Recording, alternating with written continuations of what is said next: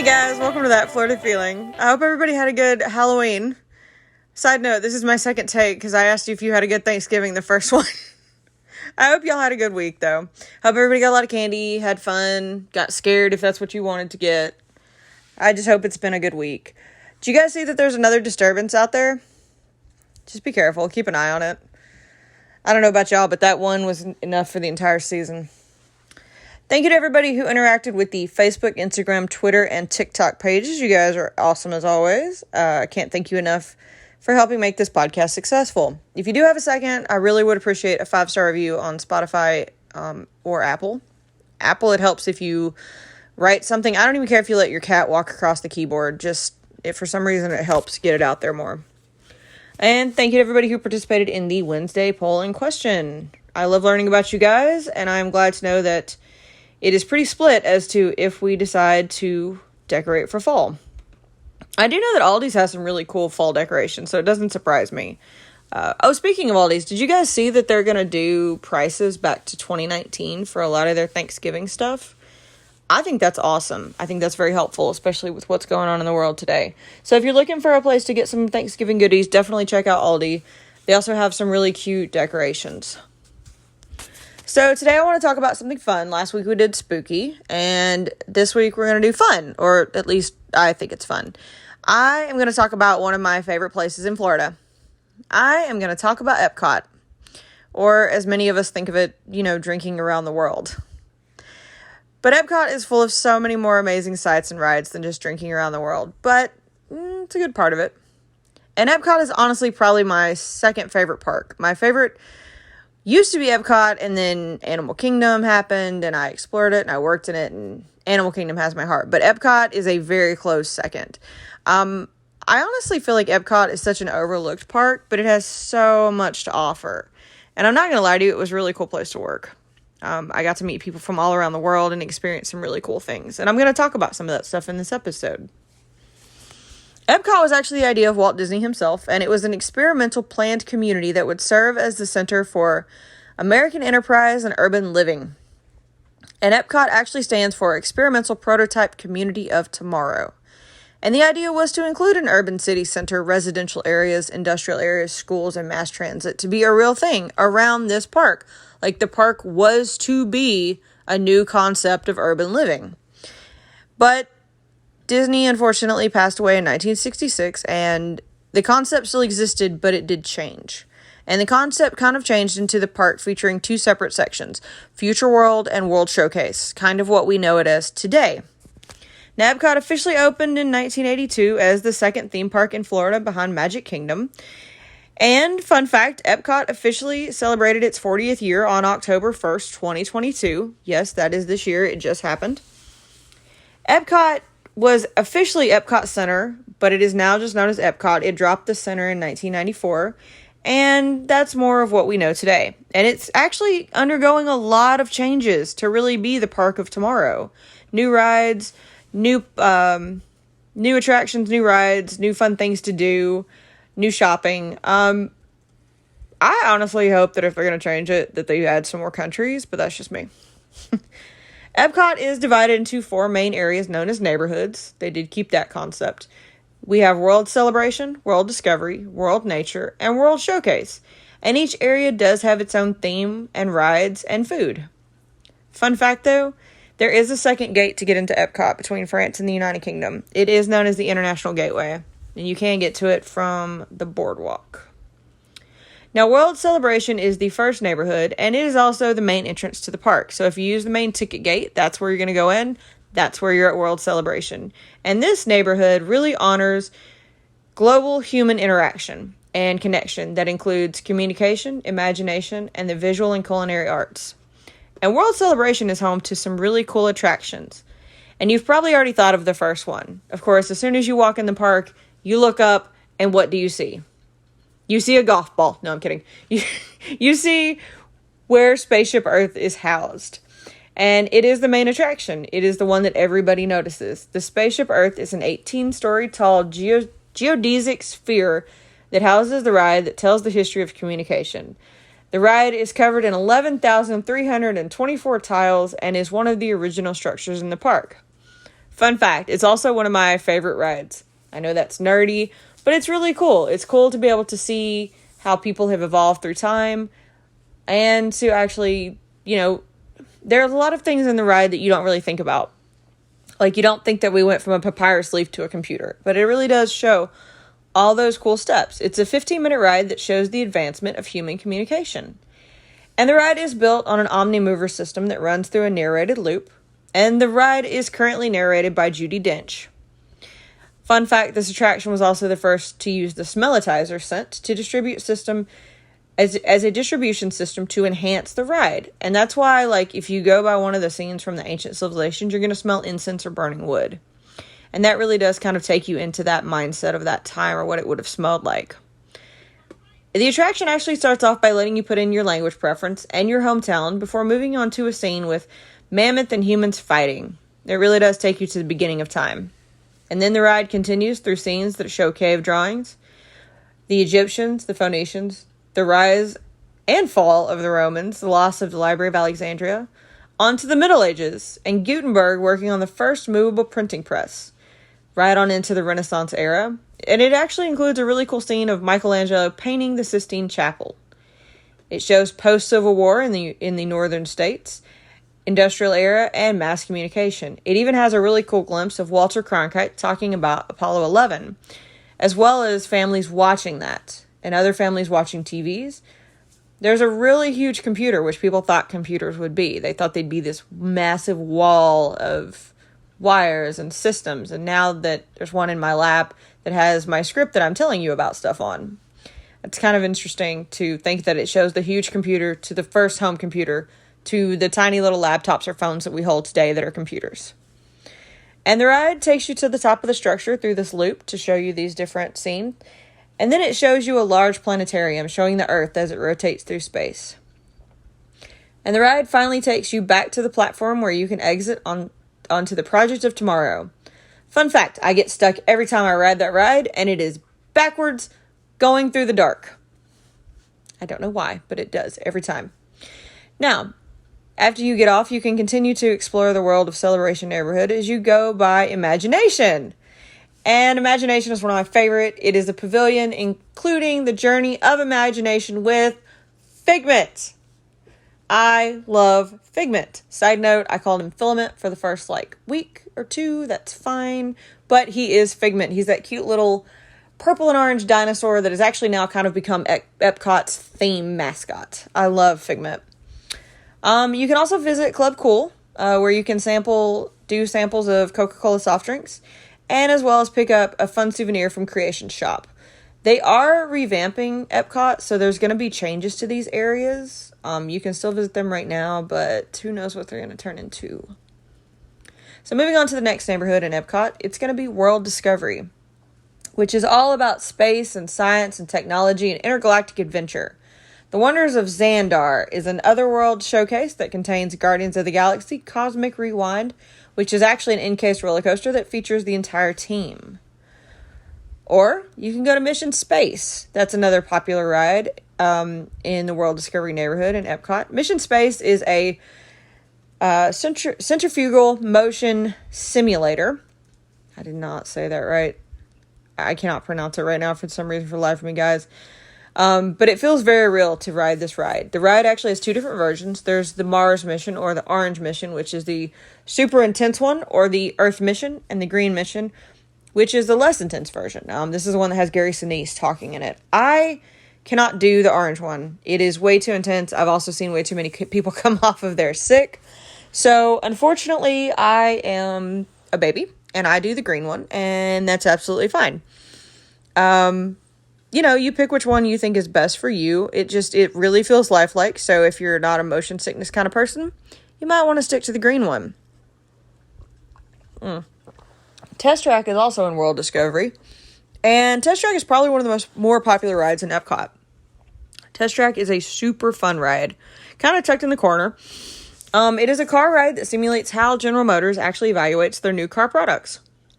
The ride actually takes you on a high-speed drive around the outside of the attraction, which was always funny because you could see, if you're on that part of the ride, you can actually see the backstage of Epcot if you are riding it. I remember there was one day where some people got stuck on the ride, and I was walking to my location, and they were waving and saying hi to every cast member they could see back there. It was kind of funny. But you go outside the attraction, and you design a car, and then you join other riders in a car to test how everyone's cars would perform. And it goes through 4 tests: capability, efficiency, responsiveness, and power before the car is scored. And you actually can use your Magic Band to get a copy of your car sent to you as a fun souvenir from the ride. I can definitely say that's one of my favorite rides. It usually has super long wait times. Single rider lines aren't usually too bad on that one. But if you're going in a group, it's not Fast Pass anymore. Whatever the new Genie Pass or whatever it is, I would definitely say that's one that I would want to get for. So the next neighborhood after you've enjoyed Test Track is going to be World Nature. And World Nature really focuses on understanding and preserving the beauty, the awe, and the natural balance of the natural world. And there's the main thing is the land. And the land is a pavilion that depicts human interaction with the Urch. We've now named it Urch. The Earth. That shows agriculture, ecology, and travel. And the pavilion holds a very popular ride, Soarin'. Soarin' is a simulated hang gliding around the world ride, and it is fun, it is interactive, and it really makes you feel like you're flying over the scenes all around the world. I might have even screamed a couple times on that ride, because I just wasn't ready. I wasn't ready. I don't care. I'll admit it. I yelled. But it's a super fun ride, and it's amazing, and since I'm probably never going to hang glide, I'm okay with riding Soarin', but I definitely recommend it they have really beautiful scenery that it shows you through the ride. And then Awesome Planet is a pavilion that shows you a short film about the perils of climate change through the different biomes, and you can see that in the Harvest Theater. That's upstairs from Soarin'. Now, another ride in the Land Pavilion is Living with the Land. And I'm not going to lie to you guys, and you can call me a nerd, this is probably my absolute favorite ride in Epcot. I dare even say one of my most favorite rides in all the parks. I don't know why, I just love this ride. And this ride is actually a narrated boat ride that takes you through how people use the land and shows you a really cool greenhouse that's actually in Epcot to show you how Disney World is growing agriculture to make it more efficient and eco-friendly. They actually do a lot of research in that area. So you're going to board the ride, and it takes you through a dark forest and a thunderstorm and shows how nature can mold the land. You're going to go by like a waterfall and a river, and it shows you how water is a very powerful source. And then you're going to go through some artificial biomes showing the tropical rainforest, the desert, and the American prairie. And the biomes do have sound and lighting effects to simulate real conditions. And trust me, that tropical rainforest does feel really, really humid. And then the ride continues through living laboratories. And this is probably one of my favorite parts of the ride. The living laboratories are tropics greenhouses, which shows off crops from different areas. So the first one is the tropics, so the tropical area, and they have things like banana, cacao, jackfruit, and even vanilla. And that's where you can see all the big things growing. There's like a banana tree, and you can see the cacao bean. It's really cool. It's a cool first little area. And then you go through a part that shows off farm fishing, and it shows off tanks that display tilapia, sturgeon, catfish, and even shrimp.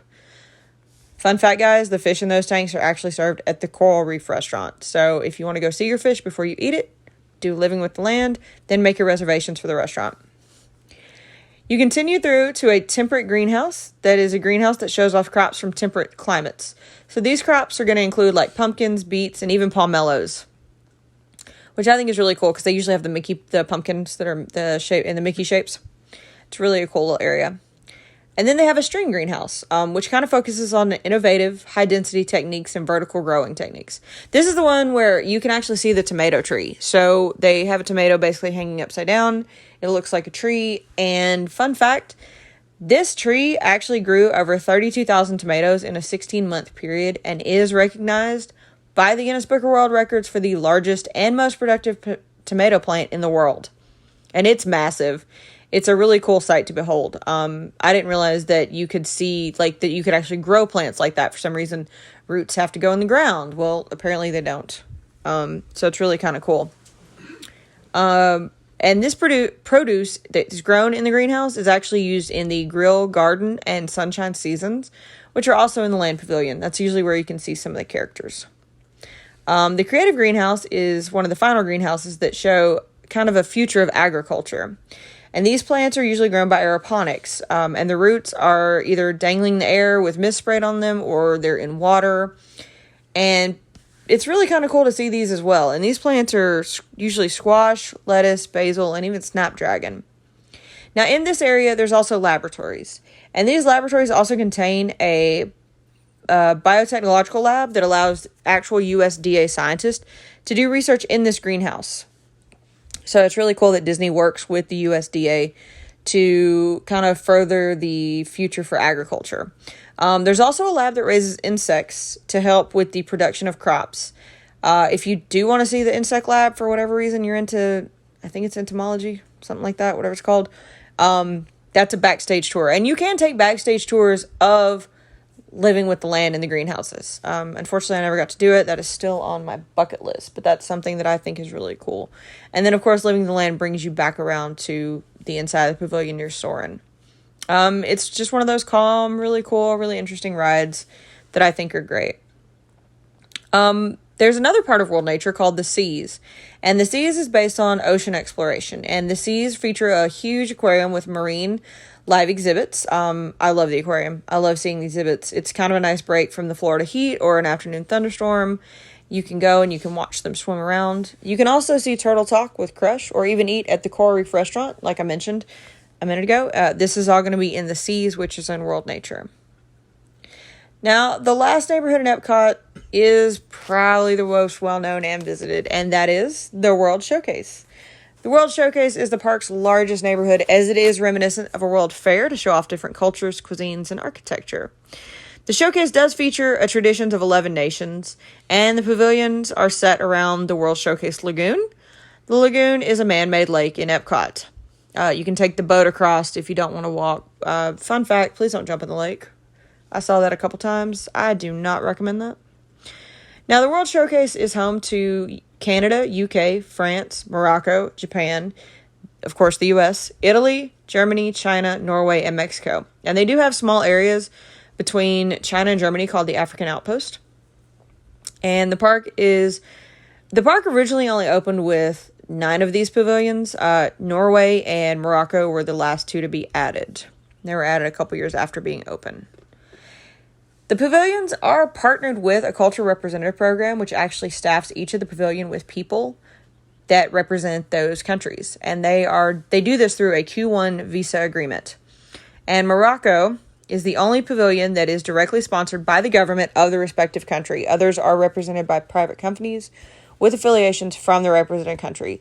So I thought Morocco was cool because Morocco wanted it completely authentic. If you ever look at Epcot, there is no real outdoor lighting in the Morocco area aside from the safety lights. And that is to keep it completely authentic. And it's really cool. And Morocco is probably one of my favorite parts. They also have some really good drinks in that area.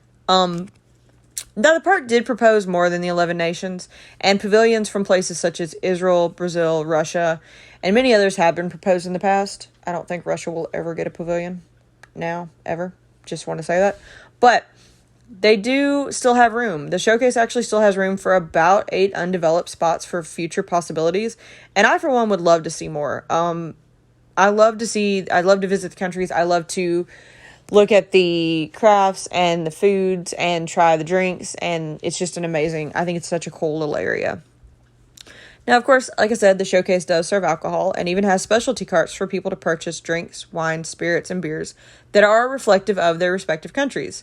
Like, I will forever hit up the British one where you can get a Guinness. I love it. And, of course, Germany with the grapefruit beer.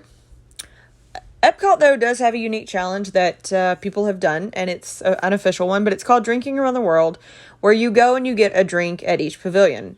Yes, we have tried, and we have failed because of Mexico.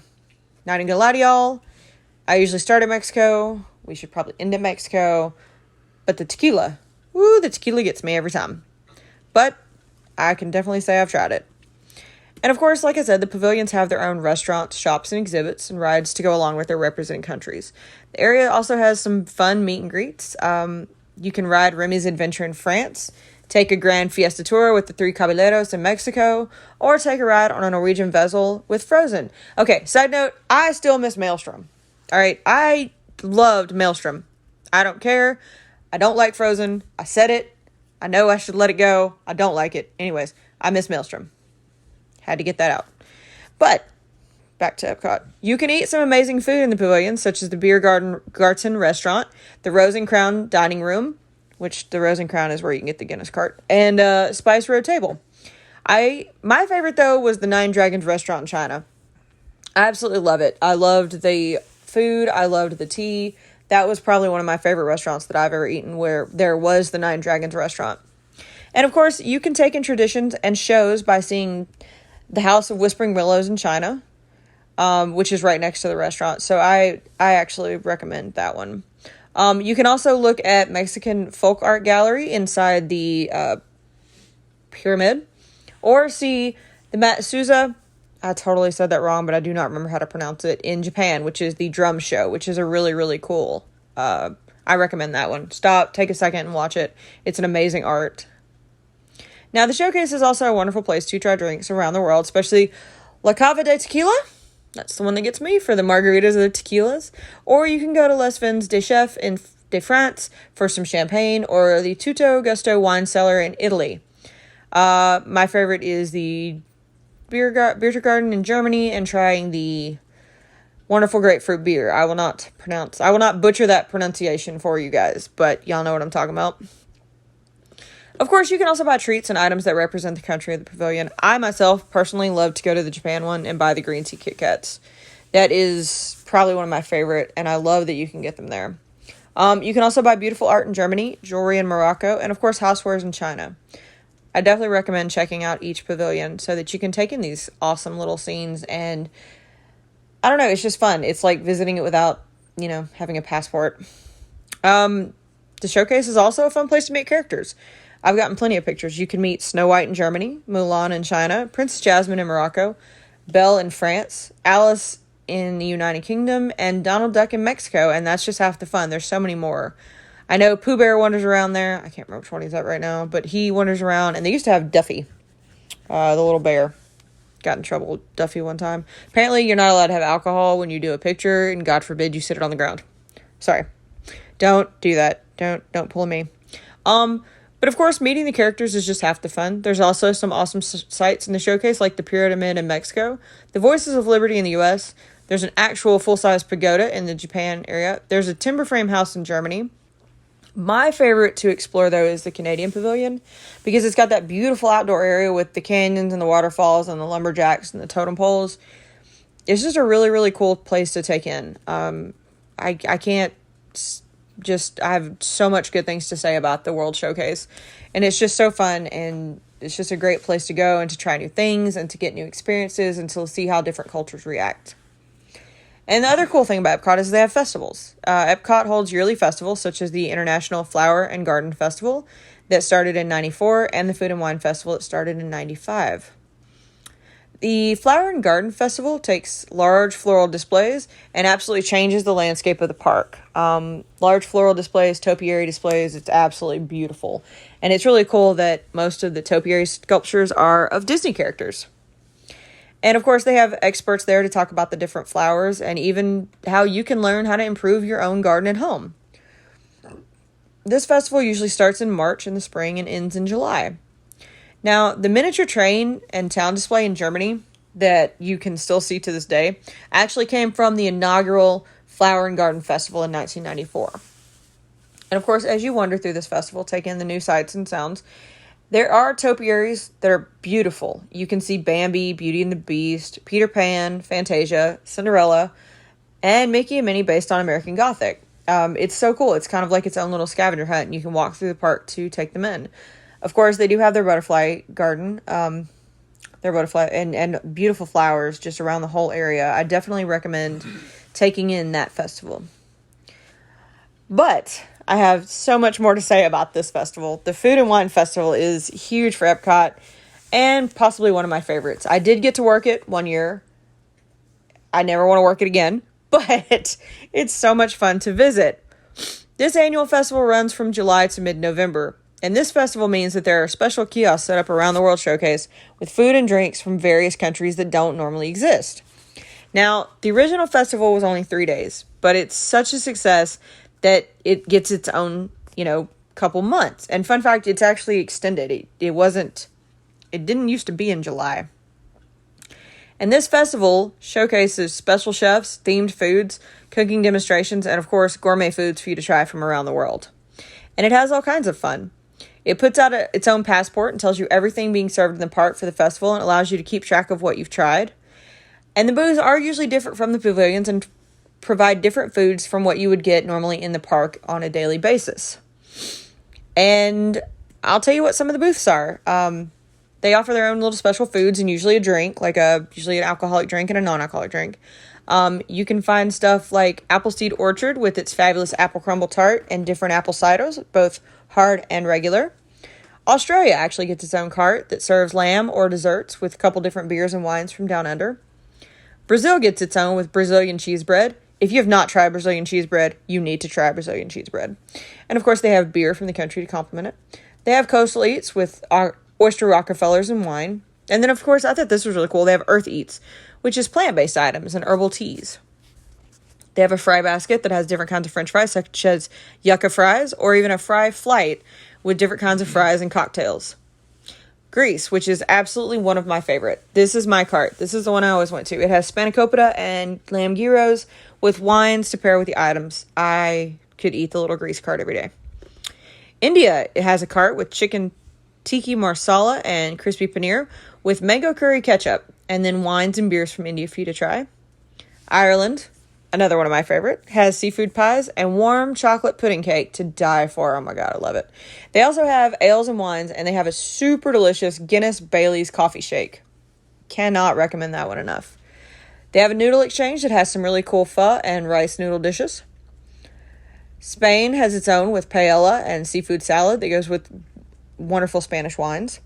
And those are just a few of the booths during the wine festival. There are so many to visit.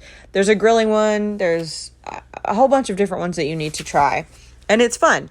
Honestly, I don't recommend the dining plan at Disney until the Food and Wine Festival because the snacks count towards the stop, towards the little carts.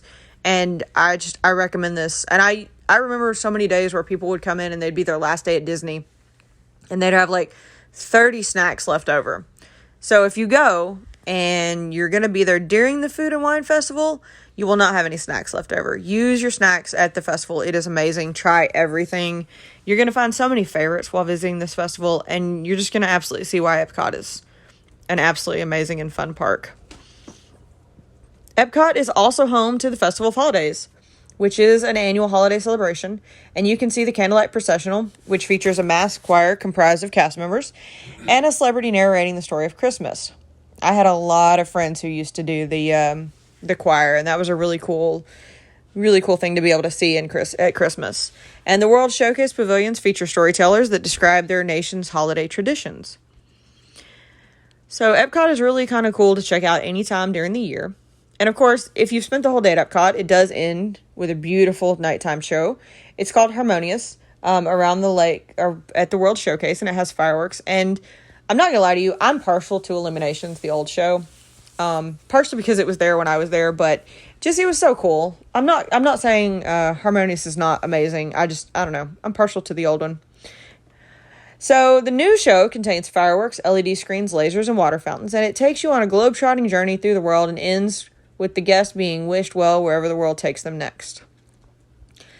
Epcot is currently going through a lot of changes, and new rides will be added to the park as it gets a facelift and leads it into the next 40 years. I can't wait to see what new rides will be and what they add to the park and hopefully to the showcase. I love Epcot. It was the place that I could go and wander around and people watch and just take in and look at the scenery because it was so different and it was so cool and it was so calm. Epcot is probably the least visited park, and it was just more chill, and it's actually a huge park, so it didn't feel like you were walking on top of each other, and I love it. If you do decide to go to Epcot, just be patient, guys. No, the weather doesn't cooperate. Okay, it does rain in Florida. You're not the only one waiting on something. You're not the only one in line. Cast members deal with a lot of people each day, and we understand that you've spent a lot of money to come there, so please be nice. Please know that we understand and we're grateful that you came, but be patient, guys. They're humans just like you. They have bad days. They have bad moments. Things don't work right. It rains. But just remember, guys, watch out for Florida Man. Florida Man likes Disney too. Trust me, actually, the Florida Man story today comes from one that I personally saw at Epcot. I saw a man jump into the lake around the World Showcase because, well, let's face it, he'd probably been drinking around the world. And he wanted to visit the island in the middle of the lake. Yes, there's an island. Well, that island has a wall around it. And since it's Florida, good bet there are some gators in the lake. So he swam all the way out there. He couldn't get it. He tried to swim back. He got tired. Yes, the man was pulled out of the lake, checked out, and promptly kicked out. Drink responsibly because the mouse doesn't play when it comes to bad behavior, you guys. I hope you guys have enjoyed this episode and found something new to explore the next time you visit Epcot or look for some hidden Mickeys or some fun things. Thank you for listening and supporting this podcast, you guys. I really appreciate it. If you have a second, a 5-star review, again, is appreciated. Don't forget to check out any of the That Florida Feeling stuff on social media. I'll try to keep you guys updated if this storm does end up becoming something. Let's hope it doesn't. Fingers crossed it doesn't. A rainy day is fine. I don't really think any of us want to deal with another storm. You can still volunteer and donate to the Ian Relief Fund. People are still hurting from that, guys. Yes, it's been a month, but keep them in your thoughts. If you have extra food, if you have extra things, these people lost everything, so they're starting with nothing. I hope everybody has a great week. Don't forget, guys, to drink water, be nice to one another, wear your sunscreen, and as always, guys, that is your daily dose of sunshine.